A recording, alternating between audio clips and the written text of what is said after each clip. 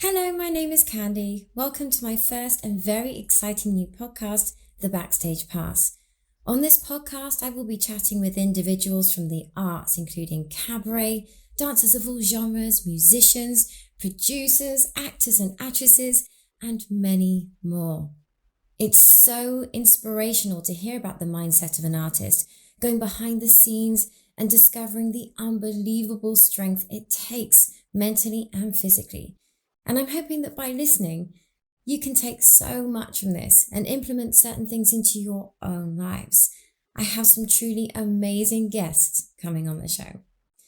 As this is my first podcast and some of you won't know who I am, I wanted to share with you an introduction to my story. I've done various things over the years, such as business startups, modeling, and even working as a life coach. I'm also a wife and a mummy of two beautiful children. But today I talk about my ballerina story with the Royal Ballet. In my story, I talk about my family support, including my incredibly talented auntie, Paisey, who was a prima ballerina with the Royal Ballet Company. I mention the intense yet amazing career path and the reason I couldn't be a ballerina anymore. And I'm being interviewed by the fabulous Jon X. So Jon is an eccentric, one-off character who's had an extraordinary life within the world of music, television, and photography. He has worked with thousands of incredible celebrities, from Audrey Hepburn to Dame Edna, and even our future king. He's here today after a decade since we last met to chat to me. So enjoy the first show. Let's go.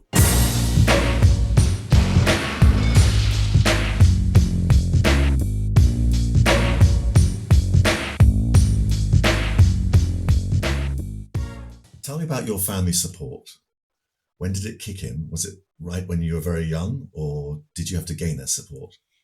So my family, they have always been a great support, but my mum didn't always want me to be a dancer. I think she knew how difficult it was, but I was just so for it. I think it was just a part of me, and it was from generations. My nan danced, my mum and her two sisters danced as well, and were both also very successful. My auntie was the prima ballerina in the Royal Ballet Company, which was incredible. Wonderful. And she taught me. First, she was teaching me just after school, just, it was a local dancing school that she was teaching me at.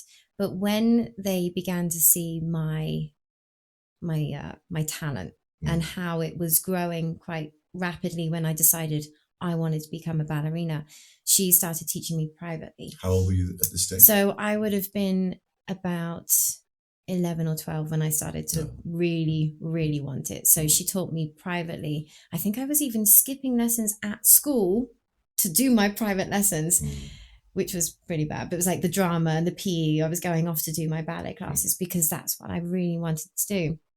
But when I was doing my ballet classes, my mum would be sat there, my nan as well, and they would record some of the class and then would play it back for me to notice my mistakes, which is just amazing because they would say to me,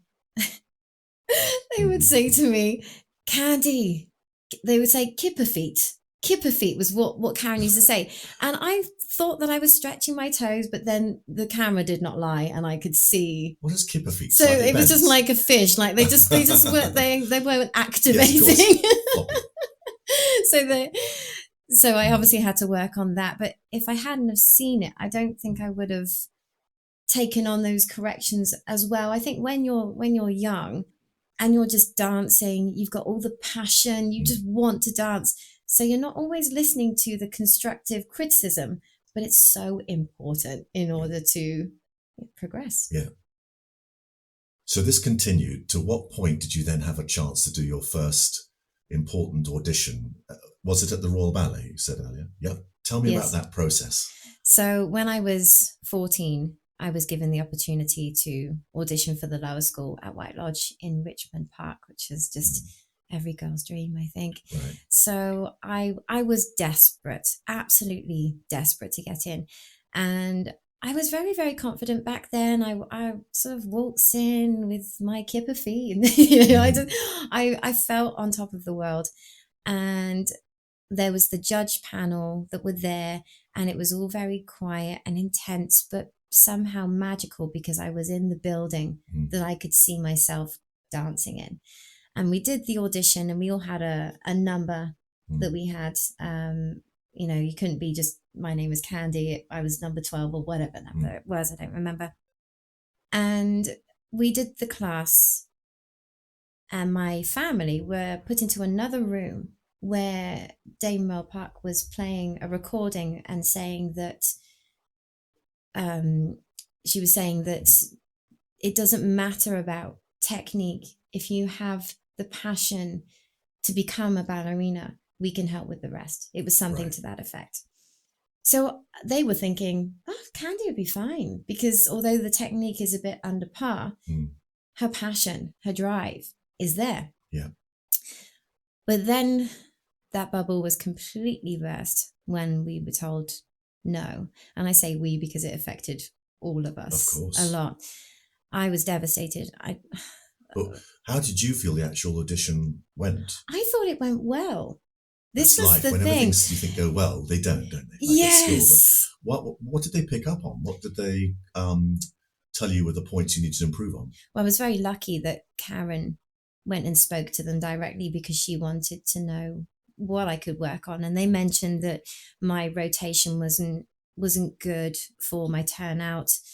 My feet needed improving. My general technique was not to the standard of the 14-year-old girls that were in the lower school. Right. And you had to match that. You didn't want to be, I guess it's good in a way, because if I was brought in at 14 and I had a lot of catching up to do, could that have made me regress?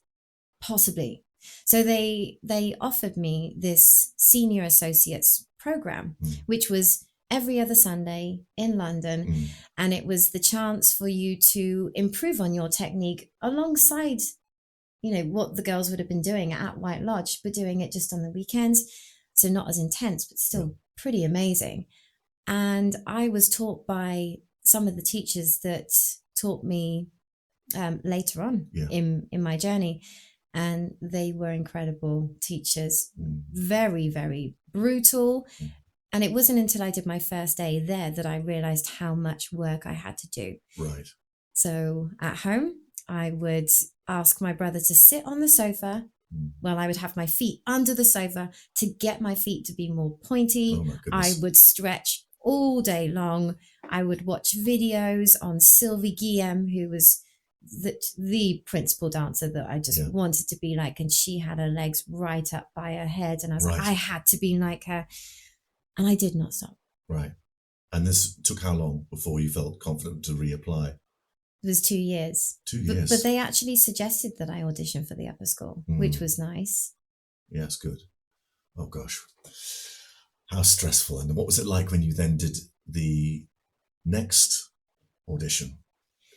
You must have been so nervous. I was. And can you describe, just for the listeners, is this a beautiful building like in the movies, and a very austere desk, and the distance and famous?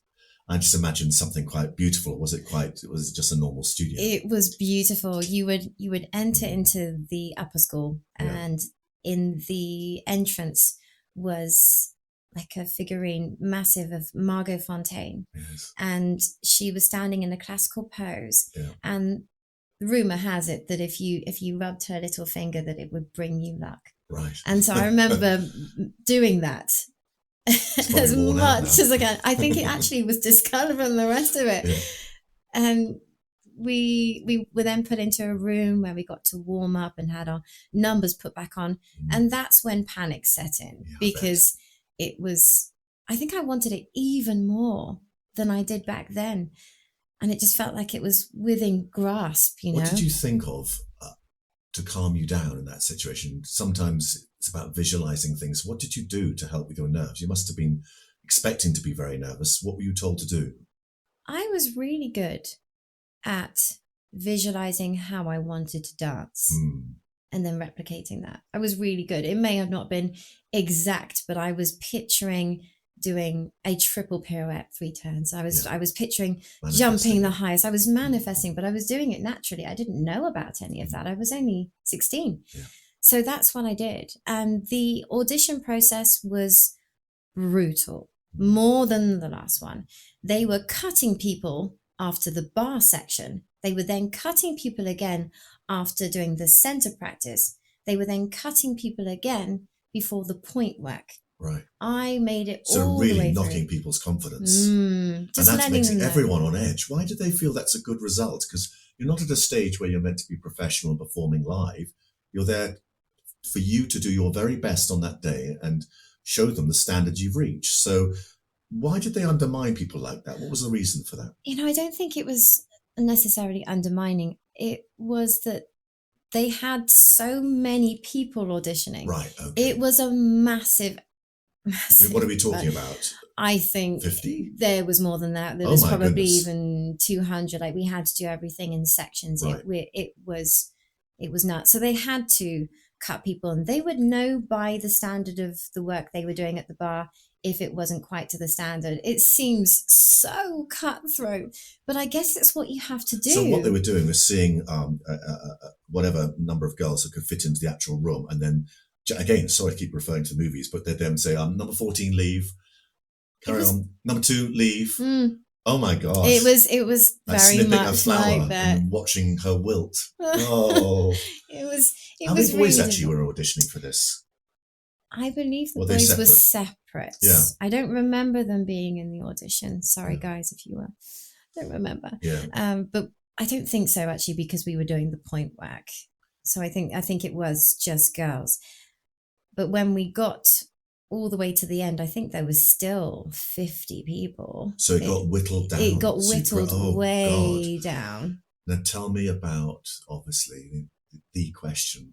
When were you told? With that day that you got through? No. Or was there another audition after that? And that was the thing, is we were told, thank you very much for our time, and that we will be told by post. Yes, okay. And it probably only was 3 to 4 weeks, but it felt like a lifetime. Every single morning when I heard the post hit that floor, I was running to the door hoping that letter was there. And it started to affect me because I just wanted to know. And we all had to wait. So the letter, when it finally arrived, it was very obvious who it was from. It had the stamp of the Royal Ballet. Now, stop there. I want you to tell me how you opened that letter. Did you have your mum saying, don't worry, well, tell me about the moment. Were you by yourself? No, I was with Mum. I think I screeched, it's here. And then we sat down together. What happened. So we sat down together and we opened it cautiously somehow. How did you read it? I'm just imagining just sliding it up bit by bit. Or did you pass it to your mum? Yeah, we took it out and I couldn't read it. No. So Mum opened it, but I looked over and I think the first sentence said, we are delighted to. That was all I read. Right. That was all I read. And we were jumping up and down, screaming, crying. And then we sat down to read it again. And it was obviously like, we were offering you a place. It was September. And it was just, my dream was coming true. It was so emotional. I remember Dad came in maybe 20 minutes afterwards. I was going, Daddy, because it felt like a daddy moment. I was like, I got it. And it really was, at that point, the best day of my life. Yes, I was going to say, you must have been floating. I was. Wonderful. That's a wonderful story. So, at last, your first day at the Royal Ballet. What was it like? It was amazing. Walking through that building, bringing more luck with Margot Fonteyn, and then going into the studio. And I had met the dancers before. I met them in an open day and we got to all meet each other and it was wonderful. But when we went there as dancers, the dynamic was completely different. It was tense. It was quiet. It was really, really hard. It just, you know what it was? I stopped thinking about how great a dancer I was. And I started suddenly comparing myself to them. Now, I had a really good look for ballet. But when I was looking at the girls who would come up from White Lodge, especially, the open shoulders, the way they held themselves, it was different to the way that I was holding myself. I felt suddenly like the local dancing school girl was now with the elites, one of 11 in the world, which was incredible. Yeah. But when I got was that there... how many there were? Just 11 at the end? Oh my goodness. Yeah. Well done. That's a hell of an achievement. It was incredible. And I don't know if I knew that until I got there, but it really was, it was immense. But I felt the pressure of that, and comparing myself to the other girls, it made me isolate myself emotionally. And they did, I don't know if they intentionally did this, but I was made, and the other girls who were from the outsiders, we were made to feel a little bit like the outsiders. And how did they show that? When I was dancing, they sort of looked down at me a little. How does someone look down? Like it was like chuckling? There wasn't chuckling, but I felt like I was being judged. And I remember someone who became a dear friend of mine saying that they weren't always saying nice things. They were saying that I was the outsider, that I was possibly not the best in the class. And I knew that. I knew that. So I had a lot of work to do. And the teacher actually said to me, I stood in first position, which, if you don't know, that's with the feet pointing outwards. And I was like, right, I'm going to do my absolute best. And then the teacher comes along and says, right, we're going to have to go back to the basics with you. And I was like, so my fear of not being as good was realized. I was like, oh my God, shit, I'm going to have to do a hell of a lot of work. And I did. I've got an amazing work ethic, so I was working really, really hard. But it was difficult for them to see me as one of them, I'd say, for the whole first year. Right. So for the whole first year, you felt the underdog. But you were living in in-house accommodation, weren't you? Yes. And stuff. What was it like when you felt this feeling of being slightly an outsider? What was your relationships like with any of them? Did you connect? I mean, did it carry on like that outside, or did people eventually open up and prove not to be so? It was weird. In the mornings, it was all tense and quiet, and people had their rituals of what they would do. My roommate, she was waking up before me. I'd wake up and it was still probably 6 a.m. and she was already stretching on the floor. All right. I was like, wow, okay. I was like, I need to do more, and so the whole day was really quite, it was stressful. But when we got back to the house, it was like we were all mates, and we were cooking dinner, and we were talking, and we were talking about other things. And a memory that just came back to me, I used to put on Jane Fonda workouts as extra aerobics of the evening, which people would join in, but they thought it was hilarious. Oh my goodness. No wonder I was the outsider. I was downright weird. I was a bit of a character, and I was always the one that was not getting in trouble, but situations. I was finding myself in situations that were rather dodgy. I'll give you an example because I'm sure any of my mates listening to this will go, I remember that. So there was this massager that was for your calves, for your back or whatever. And I had a really sore derriere from holding on to my glutes in dancing. And so I was sitting on it, and obviously the motion, it must have looked really funny. But that was the moment when the house mother walked in. I remember her saying, Candy, it's always you, or trying on my friend's Wonder Bra because I'd not had one yet. And that's the moment when she walks in again. So I think I was definitely coming off as the unique character. When did it all sort of ease up and you get your confidence back and felt you were on par with the others? In my second year, I went back with a mission. And that mission was, I'm going to get a job in a ballet company. I stopped thinking about being a part of the Royal Ballet School, and I started to think ahead. And that changed. And I started to wear point shoes throughout the entire class because I didn't see the point.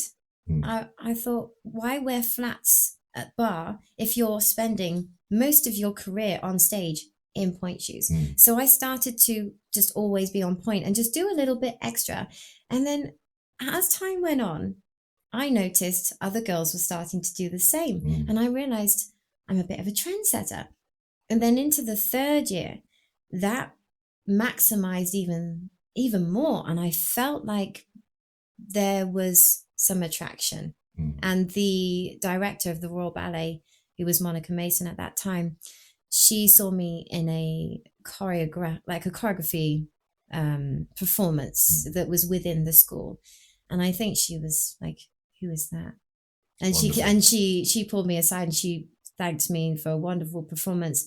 And that's when everything changed, in that the teachers were a little bit more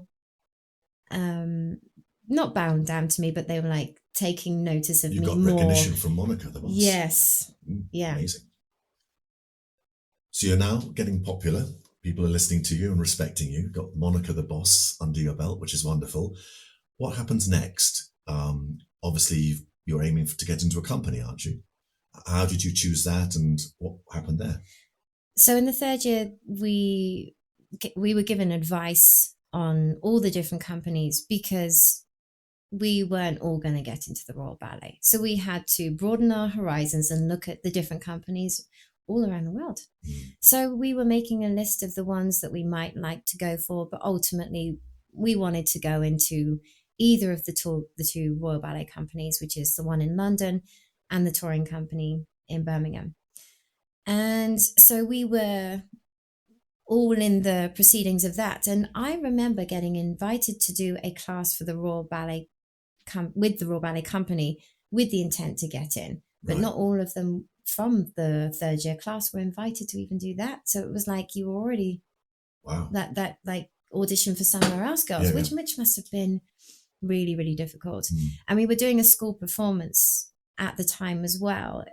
Of the third years, we get to tour around different places, and we went to Salt Lake City, and I had a few solo roles, and we did like an open day before we went on tour, where the directors came in to watch.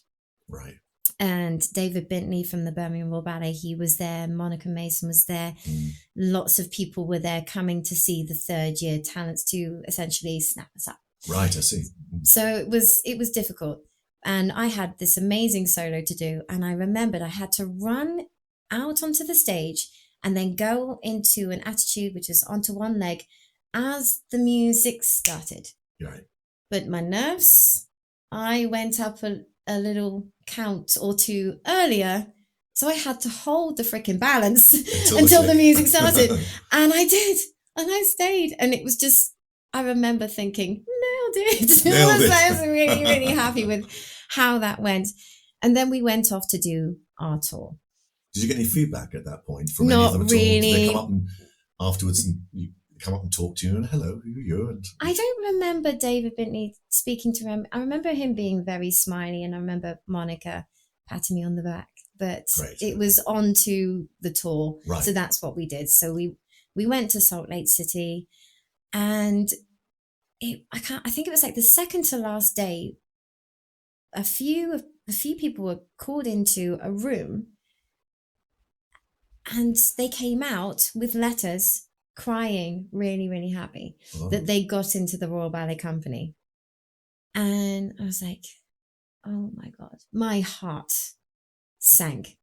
Because you hadn't got the letter. I hadn't got the letter. And I thought, my goodness, this is it. I've not made it. And I started to cry, and I got a bit emotional, and it was hard because you had people being really sad, and then you had people whose lives were about to change forever. And it was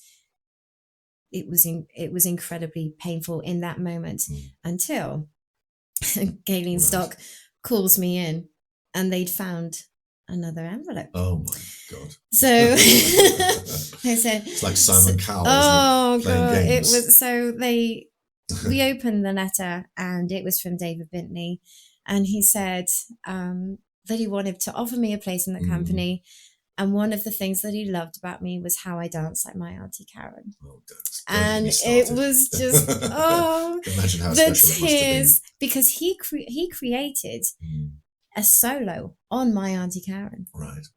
And it was beautiful, and she did it. Oh, she was just an amazing dancer. So to get that kind of feedback was amazing. But it was pretty much start next week. So I didn't have to audition. But they were also expecting me to not complete my school year, which means you don't officially graduate. So I was faced with a dilemma. They said to me, you can go with this job offer and start on Monday. Or, I think it was literally like the following Monday. Or you do your school performance in London and they're going to decide whether you go to the London company. I think they were a little bit on the fence, because I'm not your typical dancer. When we were in the corps de ballet, it was Candy, do less, everyone do more. I never quite fitted in. Yeah. But David Binney obviously saw, well, she could be soloist potential. Right. So yes, I want her. But the Royal Ballet, they wanted me to be in the corps, and you can be in the corps de ballet for quite a few years. Yeah. So I guess I didn't fit in, but I'm really grateful that happened. Yeah. So I went, I'm going to take the job. And off I went. And that is when my career began. Thank you. That's wonderful. How exciting. So where was this based then? So it was based in Birmingham. Right. But because I had to start the following Monday, obviously I didn't have an apartment. So they put me up in a hotel, which was right around the corner from the Birmingham Hippodrome. And during even the first day of company life, it just felt happy, like a family, and like I belonged. Yes. It was... all that competitiveness has sort of dropped now. Yeah. We're all celebrating together, thinking, well, let's make this good as a team. Yes. I mean, it was still there, because we were obviously, you're there, you're corps de ballet, you then want to climb the ranks, but to have made it. So what happens, do you mind me asking, but is it a well-paid job? How, is it self-employed? I'm only asking because did you have to worry about how you're going to pay the rent being a ballerina, or is everything very protected and looked after, maybe with in-house digs? We actually had a wage. I can't remember exactly how much it was. It was not a massive amount, but the higher up you went in the ranks, the more that you got paid. And I believe now, if you're sponsored by, ballet shoe companies, that you're getting paid from that. So I think being a ballerina today is tremendous. But I don't think we had that. I don't even remember. There wasn't Facebook. There wasn't any of that back then. Yeah. My goodness, I'm showing my age. Yes, so I don't remember how much it was, but I suddenly had to be careful with money and had to pay for rent and bills and food. And I remember the first year having very little left over at the end of the month, because I wasn't able to manage that. And you're not taught that at school. You're not taught how to manage your money. It's just, this is your job now. This is how much you get paid. Off you go. One question I want to go back a few years, when you were 14 and rejected at that point. And I mean, how did you deal with it mentally? How was your mental fitness with all this, taking the knocks? And is Candy an optimistic person, or do you have your low patches? I'm definitely optimistic. I'd say it was in the company life where I started to become a little bit rocky with that. But when I was 14, I cried. I was devastated, but it made me want it more. So where did you get your strength from? Was it from your parents? Did you get a lot of support from them? And did they always give you, the hug, shall we say, that you'll be all right in the end? Where did you get support? They were so supportive, and they believed in me. My Auntie Karen was now believing in me. Everyone believed that I had something, and I just needed to work on my technique. And I think because I was given, and I was very fortunate to be given the exact things I needed to work on, and the senior associate program combined, I was able to just work on what I needed to work on and turn that no into a yes. And I was bloody determined. Yeah. I was not going down without a fight. Yeah. What do you think? Can you tell me what are the key ingredients to actually be a lady or a guy to get into the get into a company? What do you think are the most important qualities you need to have? Oh, that's a good question. So From your experience. So going in, I never really thought about that. You just go and you dance, and that's it. But different companies like different things. And the Birmingham Royal Ballet, I'd say they loved people that could jump high and were really quick on their feet, and good at being neoclassical as well, touching on the contemporary side, because David Bintley, with his amazing choreography, sometimes it was a bit more neoclassical and doing things slightly differently. I did belong there. I was in the right company. I felt like when I was starting to do well in the company and they were offering me solos, I could see why they were giving me the roles and why I was invited to join the company. Yeah. Once you're a professional ballerina, what are your hours? When you're in the company, you have slots for your rehearsal time. So you have your 10:30 class, you have your rehearsal times throughout the day, but you do have breaks in those days. Now, at the Royal Ballet School, it is sort of 9 to 5 or even 8:30 class, and you're finishing at 5:30, and it's back-to-back classes with very few breaks in between. But company life is so different because you do have all these breaks, and it can go one of two ways. You can either become complacent in the company, or you can work your ass off. And I was opting for the latter, so I would take it upon myself to do exercises before I go to work. Then there would be the ballet class. Then there would be rehearsals. Then when there were breaks, there was a Pilates center and there was a gym. You could go on a running machine. There were weights for the guys. There's so much that you can do to maintain your fitness, but it's not mandatory. It's up to you. And I think that's where the true test is. How much do you want this? Because you could just go to class, go to rehearsals, and then go off and do your own thing. But that's not going to work for you. You have to show your dedication and just constantly be there all the time. You are so focused on such a narrow thing. Was there any width outside for fitting in a boyfriend or whatever your taste was at the time? I did have a boyfriend, but he had to understand that he came second to my ballet career. And at first, that was fine. He would come and watch me in ballet performances, and he was really, really supportive. I'd say, in fact, he was good for me because he loved ballet and he understood that I needed to work hard. But the game changed when he moved in with me. He was from Milton Keynes, and he moved in with me before getting a job. Right. So then he was struggling to find work. I was feeling the pressures of that, but also he was becoming more demanding of my time. You don't have a rehearsal period now, so you should be with me. Right. And I was having to juggle the two.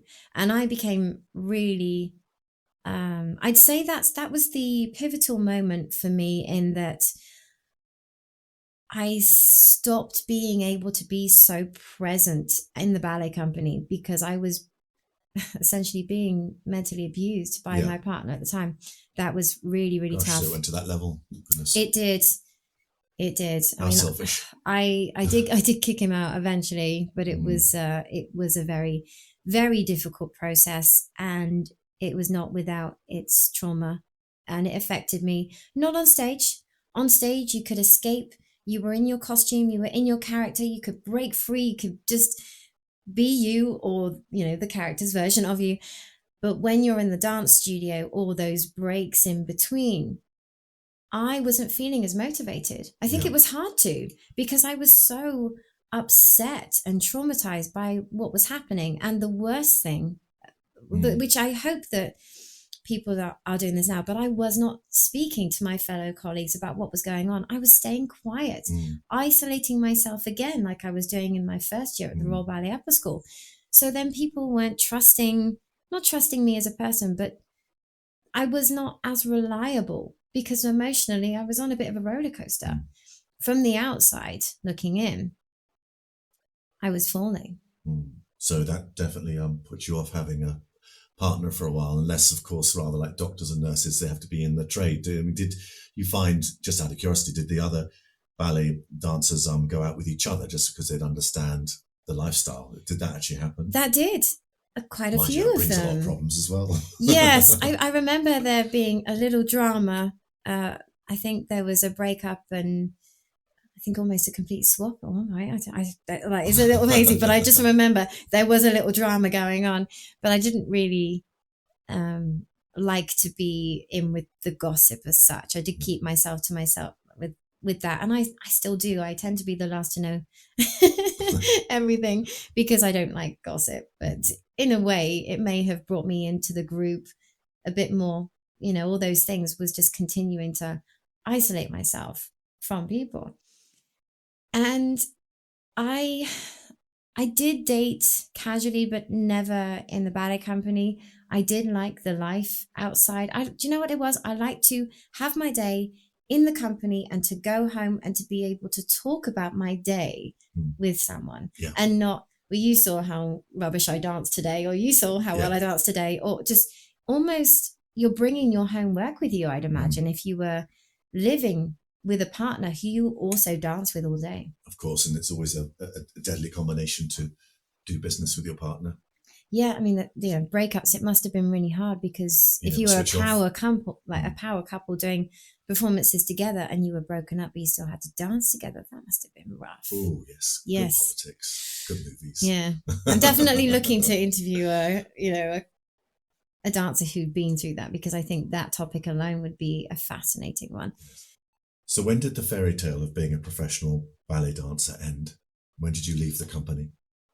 So I joined the company in 2002, and in 2007, I walked out the door. Now, I think that the combination of the trauma that I'd been through in the breakup, it caused so much of an impact on my emotional state that it also impacted my dancing. Right. And whereas I was manifesting all the good things in previous years, I was manifesting the bad. I would be on stage saying, "You're going to fall." And then I would fall. Right. I was convincing myself that I wasn't good enough. And that is a very dangerous downward spiral to be on. And even though the ballet mistress tried desperately to help me, I would go in and speak to her a lot. She would check in, see how I was doing. I just could not get on that upward spiral back to where I was. It was soul destroying. And then I developed stage fright. And obviously, this is all from the negative relationship you had. Yes. It was awful. It was awful. But it was a really awful relationship. I won't go into this in today's podcast, but it really, it shook me to my very core. Oh, yes, definitely. And I do wish that I'd put relationships on the back burner, and just focused on. But it was nice to have a bit of a romance at the time. But when it went so horribly wrong, and he was a drug addict, that's all I will say. Yeah. And that was awful. The impact of that itself, the breakup, the way he treated me after that, it was awful. I'm going to leave that there. But when I started to go to dancing, to the ballet class, and I dreaded going, something was wrong. Right. And then I eventually stopped going. Now, people who I worked with probably thought, oh, she's getting really lazy. But I was suffering in silence. I was afraid of my own abilities. I didn't believe that I was good enough anymore, despite being told, if I was to do something on stage and be told, that was really, really great, Candy, I would be hanging on to the compliment, but I would be hanging on for dear life until the next good compliment came. I wasn't having that internal satisfaction of doing something good. And that's what led me to leave. I ended up having to go into David Bitney's office and say, I can't do this anymore. And I don't believe even at that point that I said why. But he could see that something was really, really wrong. He would have noticed the build-up. He would have noticed. Yeah, it was awful. But when I walked out of those doors, I felt something that I didn't think I was going to feel. It was relief. Really? It was relief. I thought I was going to walk out of there and go, oh my God, what have I done? I need to go back in there and convince them to take me back. Yeah. But I felt relief. And that meant that it was the right thing to do at that time. Tell me, what were the ingredients of that relief? I felt like it was literally a weight being lifted off my shoulders. And I think it was a really clear day as well. Yeah. And I just felt like I'd found clarity. I didn't know what the hell I was going to do next. Yeah. But all I felt was clear and that I could focus on something else.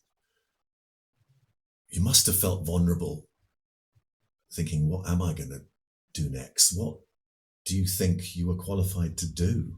Because you had such a narrow, focused, highly professional life. There aren't jobs really for choreography people, are there? There's only about one in a company, and there's. Well, you tell me. What did you want to remain in the business, or did you think I'm going to become a pop star? No, I was like, I'm going to go the furthest away from dancing as possible, and I moved back to Bath. I moved in with my parents. I didn't see it as going step back. I saw it as a new beginnings, if you like. And I needed an upgrade on my phone. And I went into, I think it's Phones for You at the time. And there was a job position. And I thought, oh, I'm going to go for that. And they took me on pretty quickly. They asked me to sell them a pen. And it turns out I was very good at selling a pen. So I did that for a little while. But I could not stand not being creative. So then I thought, what if I was to do something that was dance related, but not me dancing? And then it was like magic. The dancing school that I used to dance at in Bath, the owner asked me to be a teacher at the dancing school. Wonderful. It was like the universe opened up and said, Candy, there you go. And that would be a perfect job, wouldn't it? I'm amazed. I'm just imagining you in Phones for You. Just how, I mean, I have a touch of ADHD, but I can't be in a place without moving around. You've gone from a lifestyle of chaotic timetables and lots of physicalness to passing a phone cover to somebody or a new battery. The most difficult thing for me was the fact that I had no voice. As a dancer, it's don't speak unless you're spoken to. Yeah. I was very quiet. Yeah. And then suddenly I had to build trust with people that I didn't know. Gosh, what a change. Yes. That was the biggest change. It didn't work for me. I loved that. I only did it for a few months and then I resigned. I was just like, I can't do it. The fact you took a job there shows me just how open you were to anything. You literally just had no snobbery about anything, but wonderful. Well, we'll definitely talk about the next stage. So how long were you a dance teacher in Bath and what happened next? So I was a dance teacher for 2 years. And for the first year, I loved it. And I loved working with the students who didn't have as much confidence as the ones standing at the front. So I was very much interested in working on the underdogs, if you like. Yeah. So I realized then that I loved helping people. Right. That was something that was my drive, my passion. But I didn't pursue it then. I thought because I was surrounded by dancing all the time, and I was meeting people on nights out. I was going out. I was having fun. I was living my life. I really loved that time of my life. But then I was getting invites to go out in London and I missed it. Oh, did I miss it? And I started to want to be in London again. And so I made that journey possible. So I moved back to London, again, not having anything to do. Right. No job. No job. Okay. So it turns out I'm pretty fearless. And I met some people who are life coaches. Right. So I started working for this life coaching company and I was styling them, dressing them, but I was also helping them with their anxieties. Now, I found this to be really amazing because my downward spiral that I was going through as a ballerina, I could put this to good use. I could help people catch them before they're really, really falling. And I loved it. And it was at that point when I started going to those parties where I met you. Right. So that is where I was in that stage of my life. Right. And off the back of those nights out and living my life, I went to a burlesque show. That changed my life. I could not believe how sexy and how talented these women were. And the artistry, the telling a story, the costumes. Yes, of course. And I wanted a piece of that pie. I wanted to go in and do something where I was dancing, not necessarily on point, but I wanted to do what they were doing. There's no rules with burlesque, so you create your own show and style and costume, isn't it? You're always independent generally with burlesque, isn't it? You're normally on stage by yourself. Yes. So who did you talk to first? What was the environment where you then got the advice to do it? Did you go up to talk to the girls? Did you start thinking without any advice and just come up with your outfit? I mean, how did you style yourself? So I was really fortunate to know a girl who is going to be on the podcast as well. And she is in the cabaret industry. And she said, Candy, you did ballet. You could do this. Absolutely. You could do it on point. You can have amazing costumes. And she said, and I can get you in the door. Right. She said, I believe that you should be doing this. So it was very much handed to me, which great. I appreciate. But you did actually have a massive foot up. Huge. I got introduced to a guy who was running a cabaret show in King's Cross. And he was just like, yeah, come on the show. Great. What an exciting phase. I know. So is there any names that we know of?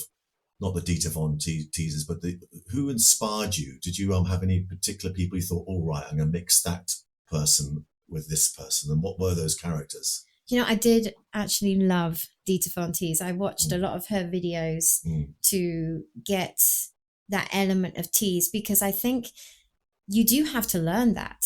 I couldn't just be a burlesque dancer without doing the foundation. Yeah. I think that would have gone against me massively. So I did watch a lot of videos. There was a lady called Felicity Fior. I think that's how it's pronounced. And she had the charisma.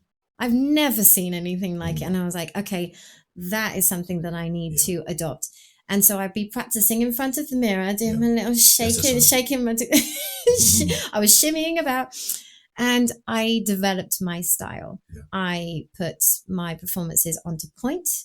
I made them slightly edgy because I realized that I do have this way about me. And I just went with it. Got to ask you. So you obviously practice in front of the mirror, probably in front of your friends who you could trust with their feedback. So when did you do your first performance, and did it go all right? It wasn't long after I was invited to come along. I think I had to make an outfit in a month, and it was around Christmas time, and I had to put on rhinestones onto a costume, and all of that was just fantastic. Yeah. And the show went really well. I was invited back a few months later. Great. So it was going really, really, really well. So you picked up on other venues. You had a video of this, of course. Yes, you would have. Yeah, I got video footage, which if they're lucky, they might show at some point. But I do have the footage of that.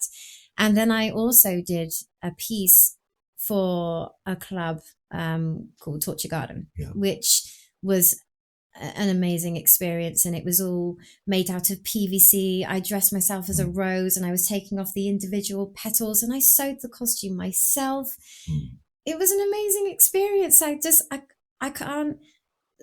I'm so grateful for that period of my life, because that is what gave me my confidence that I have today.